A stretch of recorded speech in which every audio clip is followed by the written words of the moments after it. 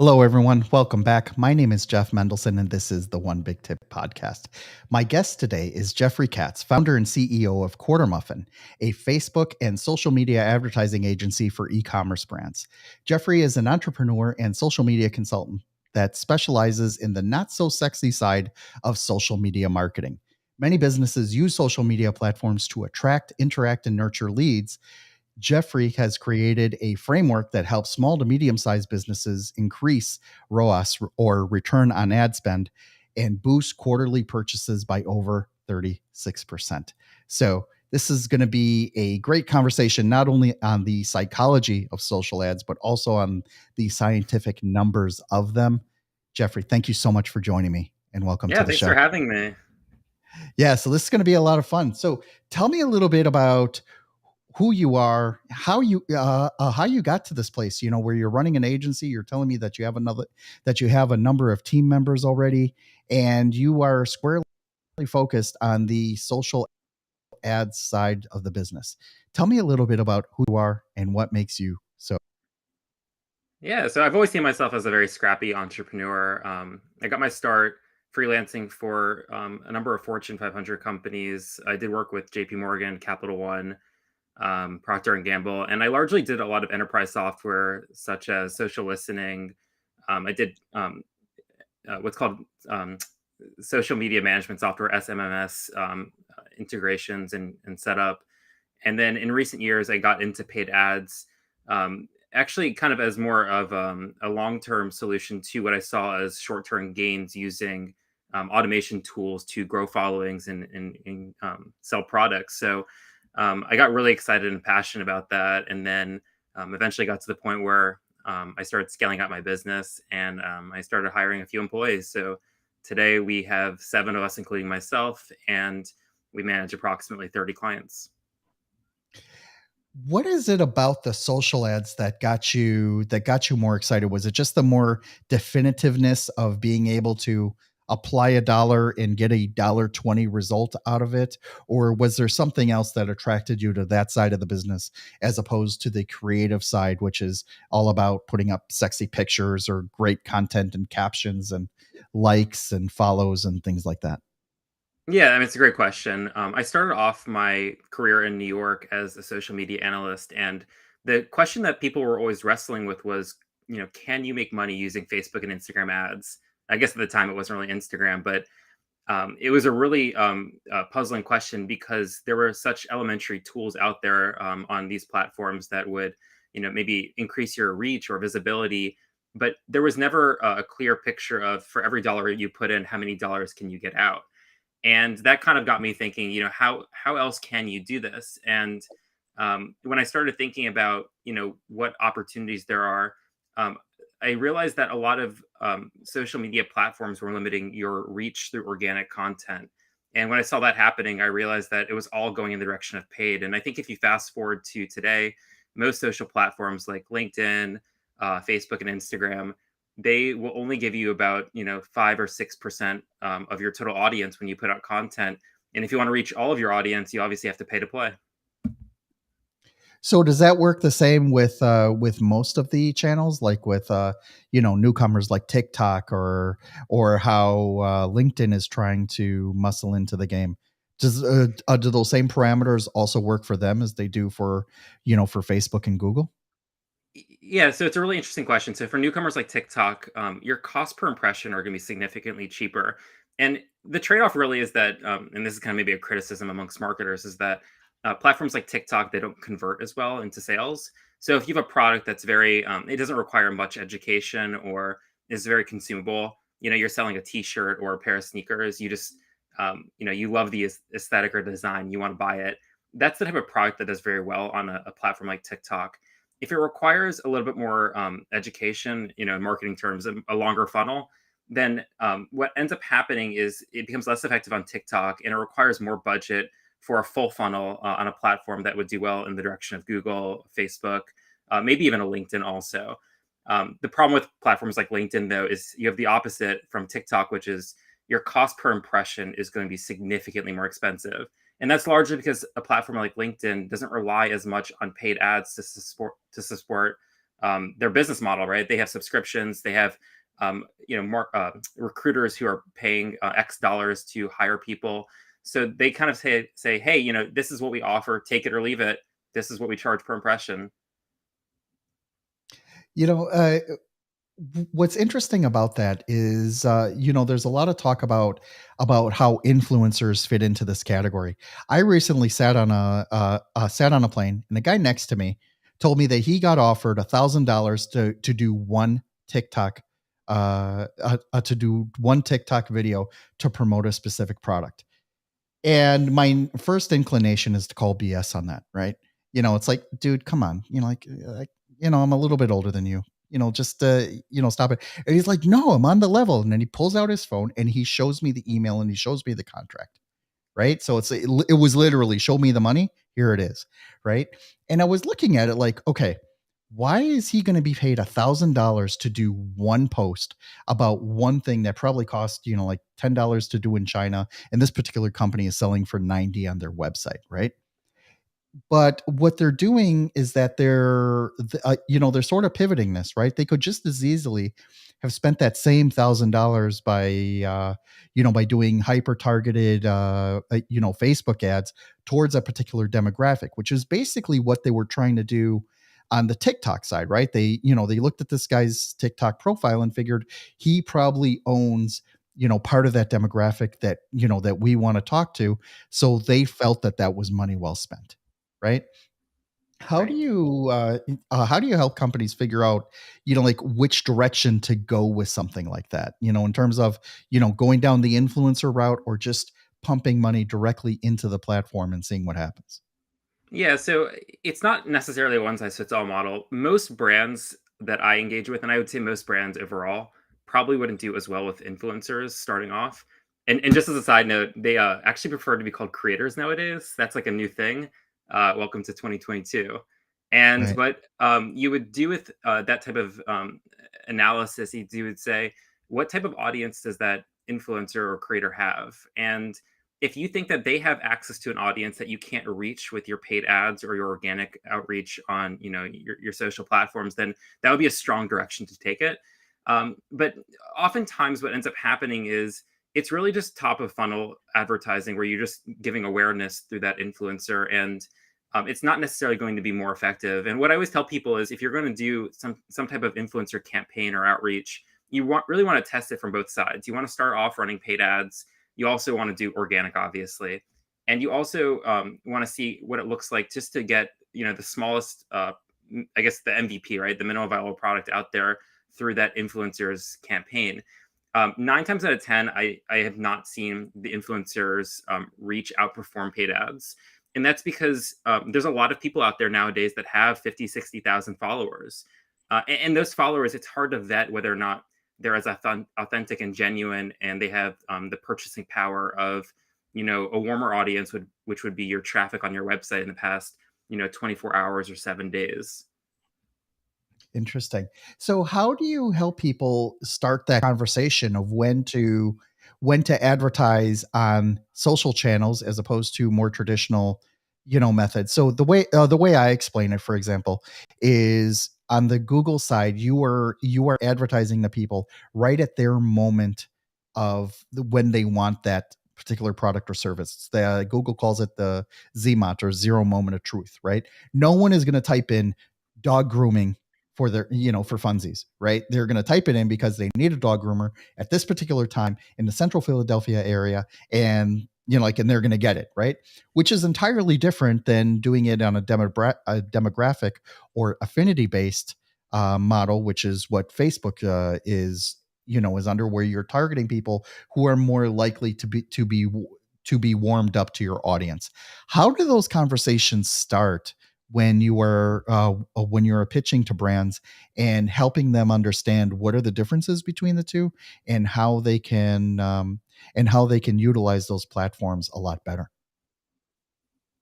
Yeah, so a platform like Google or Amazon, they're intent-based search, right? You start off saying, I need a pair of scissors, and then you start off, running search queries on Amazon for 99-cent scissors that can get to me in 2 days. it's really a different type of offering in a sense compared to Instagram, Facebook, TikTok, which are discovery based, right? It's like, oh, I didn't know I needed, that ring or wristwatch, and boom, there it is in your face. And it's complemented by a creative message through video or a story in some cases.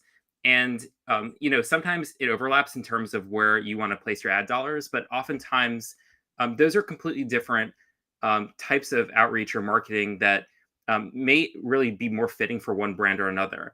And the example that I talk about with my clients is, if you're a locksmith, you're not going to do very well on Facebook and Instagram. And the reason why is because most people don't want to discover that they had a locksmith local to their, storefront in downtown. What they're really looking for is a locksmith when they get locked out of their apartment and they want it right now. So a brand like a locksmith, they're going to do very well on Google. A brand that's selling apparel or something that's more visually stimulating that works well, through constant updates and retargeting, that would do much better through Facebook and Instagram. One of the things that I find is, and I don't know why I'm a magnet for this, right? Is that I get people who call me up and it's like, hey, I want to advertise on Facebook. What's the minimum amount I can advertise on? Right. And, it's gotten to the point now, at least for me, where I'm like, and I say this totally in a friendly way, but I'm going to unfilter it here. If you have to ask what's the minimum, you should definitely not do it. Right. Just Right. stay away, save your money, please go hustle and do something else. Right. But what happens is that, these platforms are designed to, they have different intents in mind. Even when you're setting up in Facebook, a new campaign, it asks you, what's the intent? Do you just want brand recognition? Do you want to optimize for clicks? Do you want to optimize for views? Like, what are you after over here so that we can, so that we, the platform, can serve you a lot better?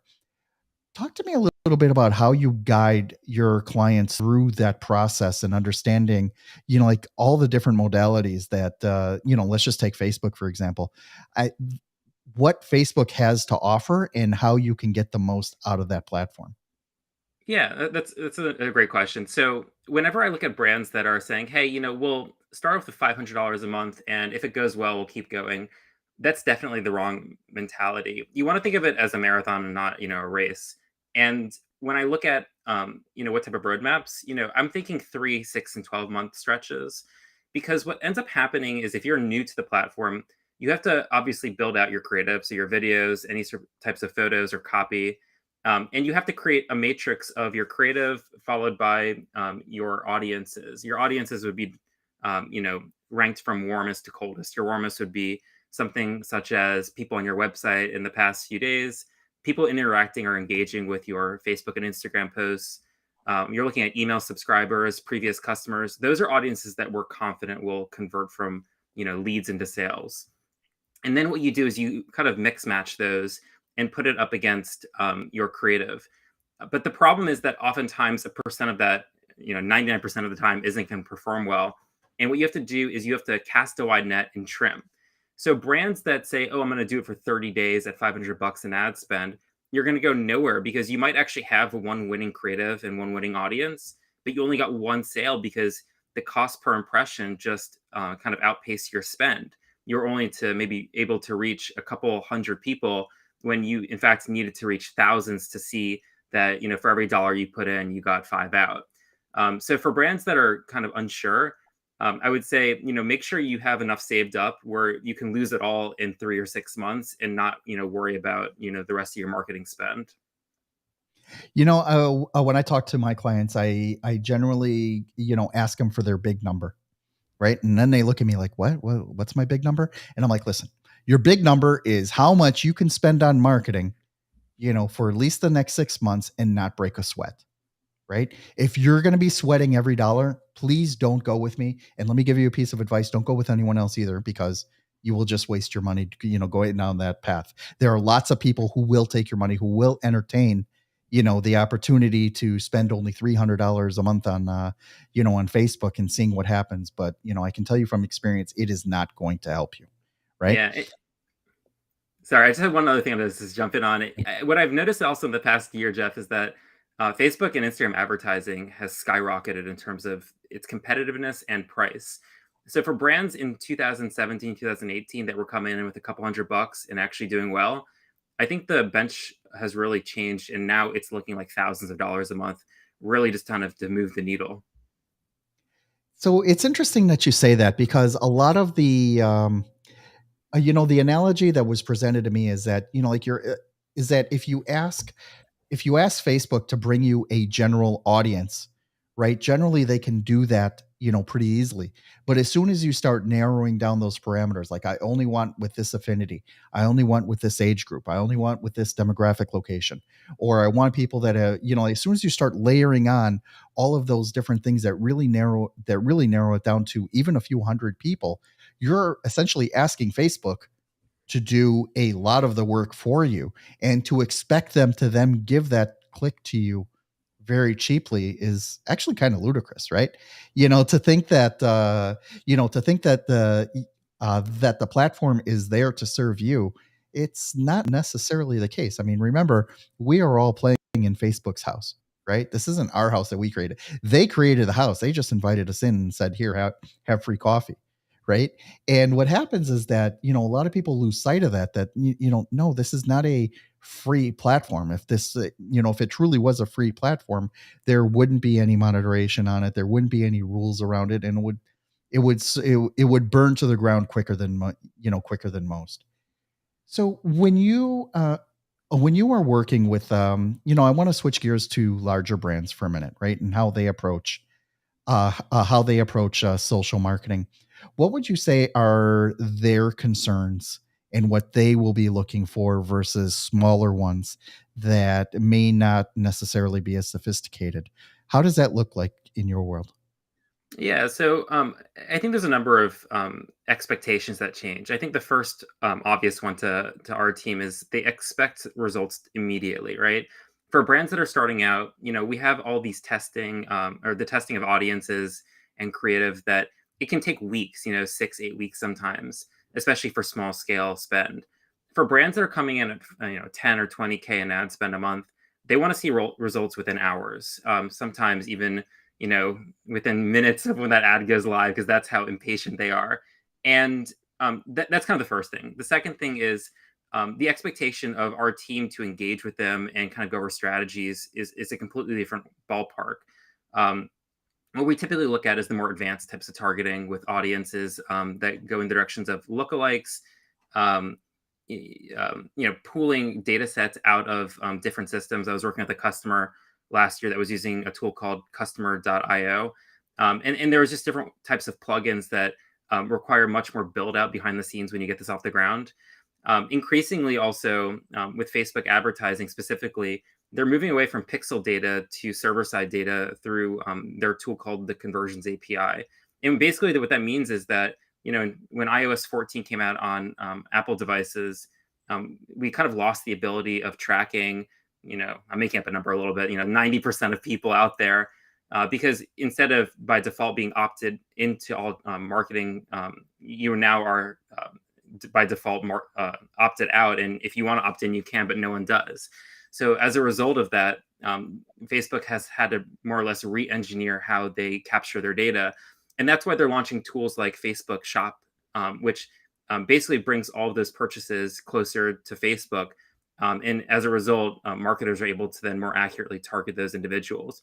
So for brands that are bigger, they're starting off with the Conversions API set up. They have their Facebook and Instagram shops ready to go, and the expectations are just wildly different in all directions.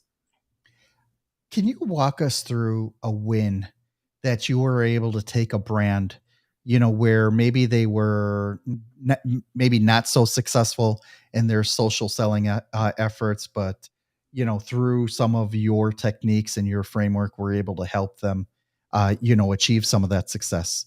How did that look?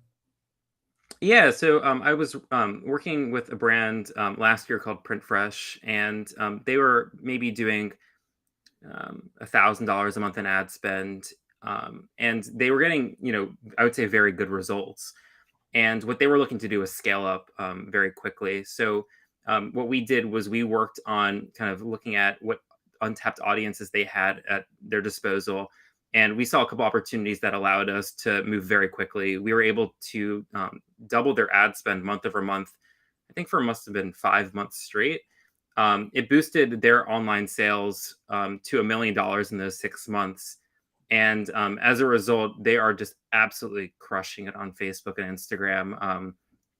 So that's one that stands out to me on my side. We also work with a number of clients in the gift card space that they have such high purchase conversion values, and that the price people spend on a gift card is huge compared to what we put in on the ad side. And we have ROAS, return on ad spend, that goes north of 100x ROAS. And we have seen very big numbers in that space increasingly through the pandemic specifically.